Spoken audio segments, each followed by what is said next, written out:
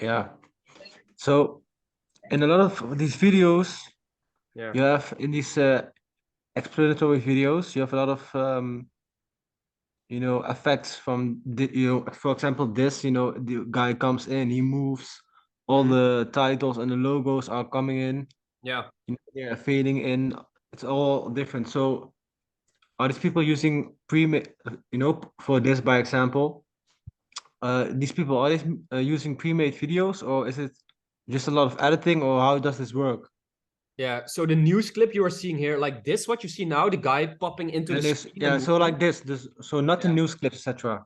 Yeah. But this, what you just saw, the things popping in the clip and moving, that is all animated content that's been done with like pretty high quality editing from editors. So like this money jar here too, and this towel coming in, that is like things that editors add in themselves and move around themselves, and that takes pretty much time and effort. So these are pretty good edited clips. Yes. So it's just the editing. There's no other Yeah. way.